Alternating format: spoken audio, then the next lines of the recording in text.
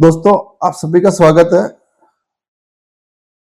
कल लोकसभा में महिला आरक्षण बिल गिर गया।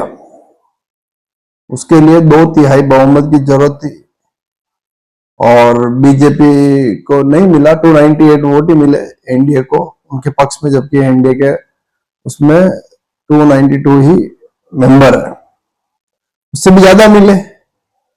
और जो लोग नहीं जानते, इसके पक्ष भी हो सकते भाई, जब उनको पता था, कहने वाले ये भी कह रहे जब पता था उनको तो वो क्यों बिल लेके आए। जब पता था कि भाई ये नहीं होगा, पार्टी विरोध करेगी, तो क्यों बिल लेके आए। ये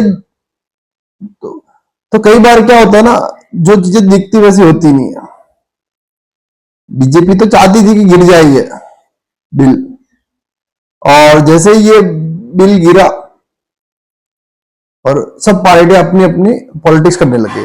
हो सकता है बीजेपी का इसको आने वाले चुनाव में फायदा हो जाए, और डेफिनेटली जो पार्टी के पॉलिटिक्स कर दी है वो जरूर कहेंगे, चाहे पक्ष हो चाहे विपक्ष हो, दोनों इस चीज का फायदा लेने की कोशिश ही करेंगे।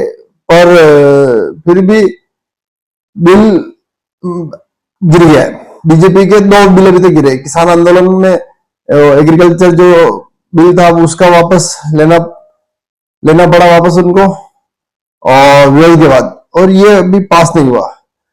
और डिलिमिटेशन वाला बिल भी पास नहीं हुआ। एक्चुअल में बीजेपी ये चाहती थी कि भाई जो महिलाओं को 50% आरक्षण दिया जाए, रिजर्वेशन दिया जाएगा, 33% सॉरी, उनमें से सीटें हैं, उनमें से नहीं देंगे, हम सीटें बढ़ा के देंगे। उसमें 2 चीज हो जाएगी, परिसीमन भी हो जाएगा, डिलिमिटेशन जिसको बोलते हैं।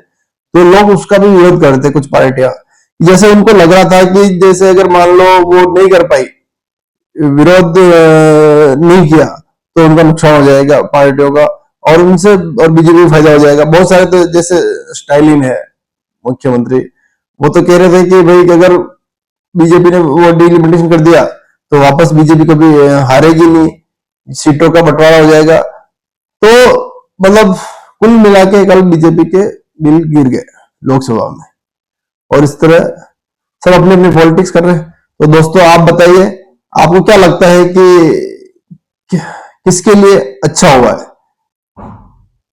Thank you.